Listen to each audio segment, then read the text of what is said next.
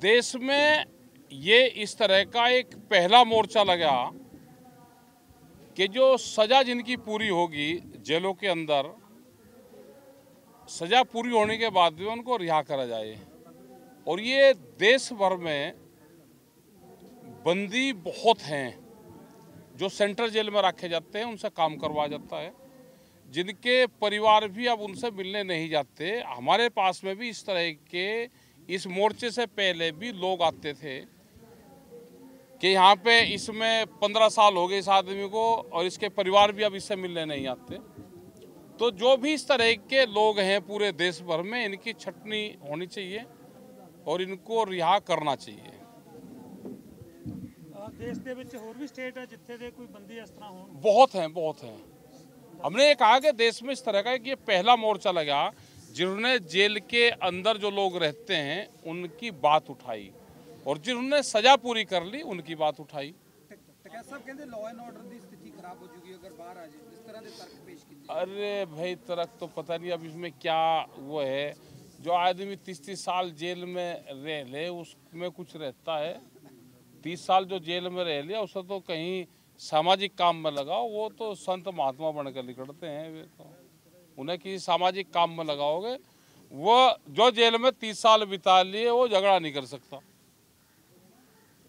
वो करेगा ही नहीं। ਜਿਹੜੇ ਹਰ 2 ਮਹੀਨੇ ਬਾਅਦ ਪੈਰੋਲ ਤੇ ਆ ਜਾਂਦੇ ਆ। ਰਾਮ ਰਹੀਮ ਬਾਰੇ ਕੀ ਕਹਿਣਾ ਹੈ? ਤੁਸੀਂ ਤਾਂ ਪੂਰੇ ਦੇਸ਼ 'ਚ ਘੁੰਮਦੇ ਹੋ, लगातार पैरोल राम रहीम ਨੂੰ मिल रही है। अरे भाई पता नहीं भाई क्यों पैरोल मिल रही है उसको, वो तो सरकार बतावेगी।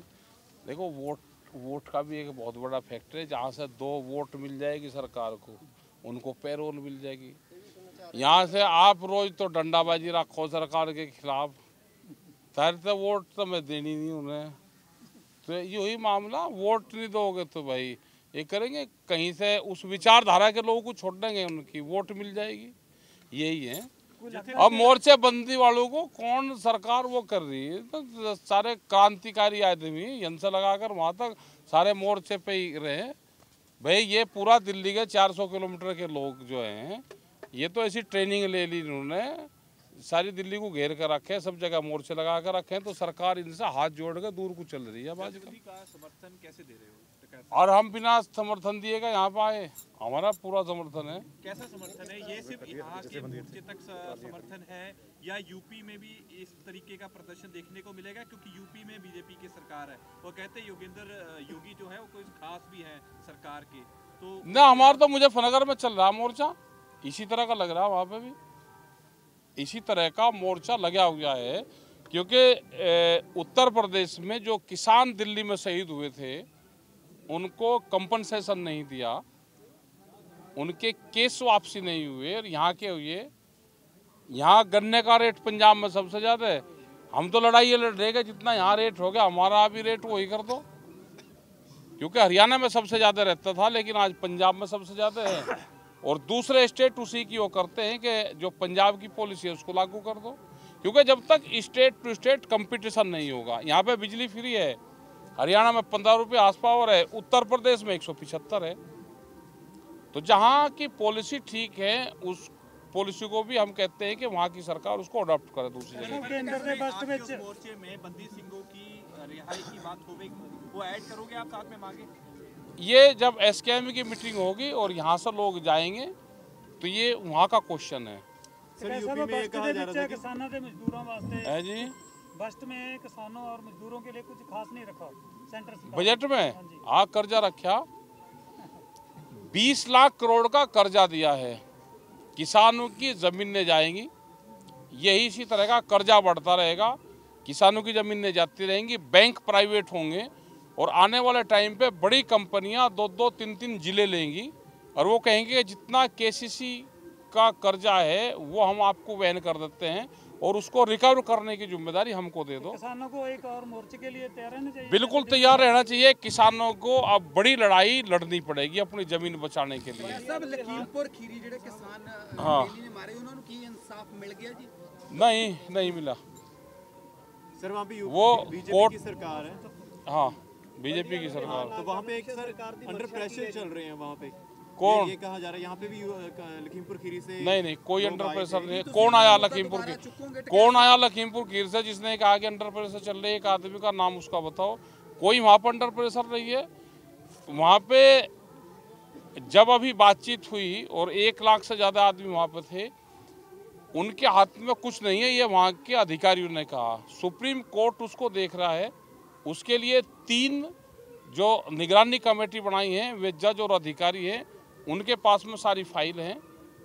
और ये लगा है कि सुप्रीम कोर्ट से जो उसकी बेल हुई है, उसी के साथ में 4 किसानों की भी बेल हुई है। अगर किसानों का प्रेशर ना होता तो सुप्रीम कोर्ट से किसानों की बेल नहीं होती। और अब हालात ये लग रहे कि ये केस पूरा कंबाइंड है जो उन्होंने कर दिया सरकार ने, क्योंकि ये किसान मोर्चे के प्रेशर में ही कंबाइंड हुआ है। तो आपके कहने के मुताबिक कि सुप्रीम कोर्ट भी प्रेशर के अंदर चलता है? नहीं प्रेशर के अंदर नहीं। हमने ये कहा कि जब आंदोलन चल रहा था तो सुप्रीम कोर्ट भी देखता है ना उसको। तो ये पूरा उसने कंबाइंड किया और उसने संज्ञान लिया कि इसकी रिहाई के साथ में भी उन किसानों की रिहाई भी जरूरी है। तो चारों किसानों की भी रिहाई हुई और उसकी भी रिहाई हुई।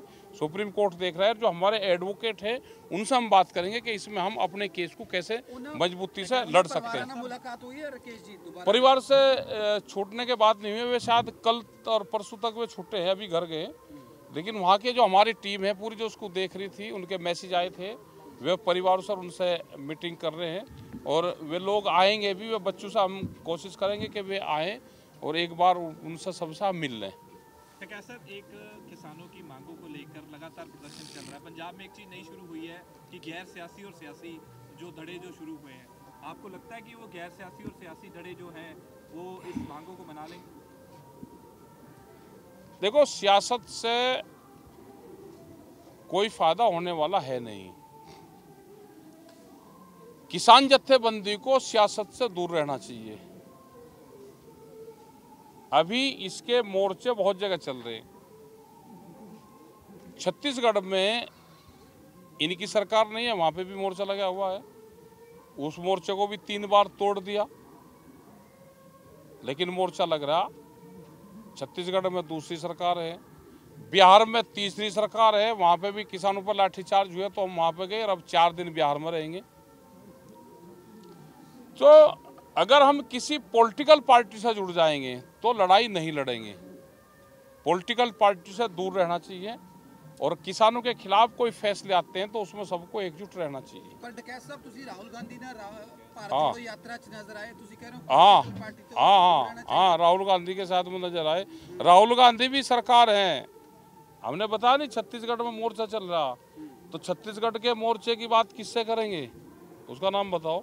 अच्छा राकेश टिकैत साहब, हाँ आप जी। राहुल गांधी से भी मिलते हाँ, हो। मिले। हालांकि सिख कौम के साथ में कांग्रेस का जो पिछोकड़ रहा है वो बिल्कुल सही नहीं रहा। केंद्र से भी बात करते हो, केंद्र हाँ। में ये चीज बातें करोगे कि बंदी सिंहों की रिहाई भी हो? और केंद्र की सरकार जब बात करेगी तो बात कर लेंगे। वो क्या बात कर रही है सरकार? 22 जनवरी 2021 के बाद में भारत सरकार ने कोई बात किसी भी जत्थेबंदी से नहीं करी। उसका बड़ा कारण क्या रहा? इसे आंदोलन को खत्म करना, देश में किसान मूवमेंट को खत्म करना, इसका आंदोलन हो रहा। लेकिन सर जो मसला था एमएसपी का वो तो वहीं पे लटक रहा है। तो जो अजय एक बात बताओ, 13 महीने के आंदोलन चलाने के बावजूद भी सरकार पीछे नहीं हट रही। अगर ये देश में आंदोलन न चलता तो क्या होता? अभी संघर्ष पूरा चल रहा है आमने सामने के मोर्चों पे। किसान संगठन भी और सरकार भी डटी हुई है। जो पीछे हटेगा वो मारा जाएगा। तो जो यहाँ पे मोर्चा चला रहे हैं उनको आप क्या एडवाइस दें? एडवाइस ये देंगे कि अगर इनकी बातचीत सरकार से होती है तो बातचीत करें, नहीं तो अपना आंदोलन चलाएं। आंदोलन कितना लंबा चलेगा ये नहीं पता। डकैत साहब, पंजाब च जथेबंदियां दी सुलह करा दोगे, मिडलमैन बनोगे? राज्यपाल साहब हो गए, डल्लेवाल साहब हो गए, ਇੱਥੇ ਸਾਡੇ ਜੇ ਕਿਤੇ ਨਾ ਕਿਤੇ ਬਹੁਤ ਸਾਰੇ ਜਥੇਬੰਦੀਆਂ ਇੱਕ ਪਲੇਟਫਾर्म ਤੇ ਇਕੱਠੀਆਂ नहीं हो रही। डकैत साहब ਵੱਡੀ ਭੂਮਿਕਾ अदा कर सकते हैं? नहीं, हमने बातचीत चलवाई थी और हमने कहा था, और हमने पूरे 7 महीने आपस में ये एक जगह बैठे और एक जगह आए। हमने 7 महीने पूरा प्रयास इनके साथ में करा और हम आज भी चाहते हैं कि सब लोग इकट्ठे होके और मोर्चा लड़े। लेकिन पॉलिटिक्स को छोड़ना पड़ेगा, पॉलिटिक्स के साथ में नहीं है। बहुत सारे कहते चिक्कड़ च घुसना पैना, चिक्कड़ ਨੂੰ ਸਾਫ਼ करना। घुस तो गए चिक्कड़ को साफ करने। कई मुख्यमंत्री बने, उनको रिजाइन करना पड़ा। और बन दो भाई, कहीं और को तजर्बा ज्ञान प्राप्त नहीं हुआ तो और ले लो। ਇਹ ਰਾਜੇਵਾਲ ਸਾਹਿਬ ਨੂੰ ਕਹਿ ਰਹੇ ਹੋ ਤੁਸੀਂ? नहीं, मैं तो जो मुख्यमंत्री ने रिजाइन दिया उनको कह रहा। हाँ, राकेश साहब, इस चीज़ को कैसे देखते हैं? कुछ लोग ऐसे भी कहते हैं कि यहाँ पे बैठने का कुछ फायदा नहीं है, दिल्ली तरफ जाना चाहिए। ना किसी के ज्यादा बहकावे में ना आवे। हाँ, आपको लगता है कि यहाँ पे बैठने से भी मसले हल हो जाएंगे? ये ठीक है, मोर्चा जहाँ पे बैठ गया हिंदुस्तान की धरती है। अगर मोर्चे जंगल में भी बैठ के करोगे, मोर्चे का मतलब है कि मैं अपना घर छोड़ के और यहाँ पे बैठ गया। हमने तो खेत की पगडंडी पर आंदोलन करते देखा।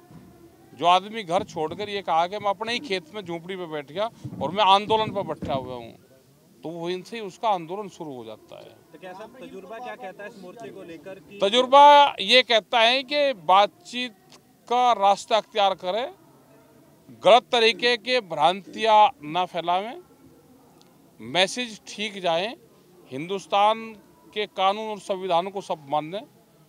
ये कहें कि जो यहाँ की कमेटी है वो बातचीत अगर सरकार करना चाहती है तो बातचीत करे। जिस तरह गाजीपुर पिछले बॉर्डर 30 और 33 साल से नहीं हुई कौमी इंसाफ मोर्चे की, अभी शुरुआत हुई है, लेकिन बंदी सिंह को अभी हुई है तो ठीक है, ये अभी हुई तो अभी शुरुआत हुई है।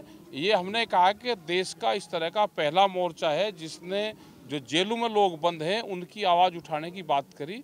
ये यहाँ का मामला नहीं है, ये धीरे धीरे पूरे देश भर में बढ़ेगा और इसका लाभ वहाँ पे भी मिलेगा। कैसा ਸਾਹਿਬ ਜਿਵੇਂ ਗਾਜ਼ੀਪੁਰ ਬਾਰਡਰ ਤੇ ਤੁਸੀਂ ਡਟੇ ਸੀਗੇ, ਇੱਥੇ ਉਸ ਤਰ੍ਹਾਂ ਡਟੋਗੇ? हम तो यहीं तो हैं, हम हैं कहाँ दूर। ये तो विचारों की लड़ाई है, विचार से आदमी जहाँ से सहमत हो उनसे ही साथ में हो जा। सर, मोदी सरकार और केजरीवाल सरकार में फर्क क्या देखते हैं आप? दोनों एक से ही लगे हैं। केजरीवाल को अपनी सरकार बचानी भारी हो रही, यहाँ पे केंद्र सरकार झगड़े करवाएगी और एलिगेशन इस पर लगेगा। ये बड़ी बात बोल रहे हैं आप। और क्या छोटी बात बोल रहा, मैं कह रहा कि हिंदू और सिखों की झगड़े करवाएगी भारत सरकार, ये उनके एजेंडे में है, जिससे ये मोर्चे टूटे हैं। अब बचना आपको है भाई। जो भी आदमी हिंदू सिख के खिलाफ बोल रहे, ये समझ लेना बीजेपी का, और जो सिख उसके खिलाफ बोल रहे तो समझ लेना कि नकली सिख है। ये तस्वीरें आप वो देख के बोल रहे हैं जो आजकल धर्म को लेकर चल रहा है, प्रचार चल रहा है जिस तरीके से। मैं उस सब की बता रहा, ये देश कृषि और ऋषियों का देश है, धीरेन्द्र ठीक है। ये देश कृषि और ऋषियों का देश है। अगर यहाँ पे ऋषि के साथ में भी छेड़खानी होगी तो यहाँ पे हलचल पैदा होगी। वो गुरु ग्रंथ साहब के साथ में हो, बेअदबी का मामला हो, या मंदिरों के उस सवाल हो, या मस्जिदों का सवाल हो, या कृषि का सवाल होगा तो भी यहाँ पर हलचल पैदा होगी। दो चीजों को छोड़ दो, फिर अपना काम करते रहो, कोई दिक्कत नहीं आएगी। कैसा बकेश्वर धाम वाले बाबे के बयान को मैं देखती हूँ? अरे बयान दे जहाँ भाई सारे बयान, एक बयान कोई दे दे तो करीब करीब टीवी चैनल के लिए 27 दिन का मटेरियल हो जाता है। कैसा आप एक हिंदू परिवार से हैं, आज कौमी इंसाफ मोर्चे में आए हैं, क्या हिंदू आपको खतरे में लगा? मैं तो सभी उसका हूँ भाई, सभी का ही हूँ मैं तो। पर आपको खतरे में लगा क्योंकि ये चीज भ्रम जो फैलाया जा रहा है। मैं ये कह रहा कि सरकारों की एक बड़ी पॉलिसी होती है, उनको जहाँ से वोट मिलेगी उसे ही खतरे में बताओगे। चलो जी, धन्यवाद। ठीक है।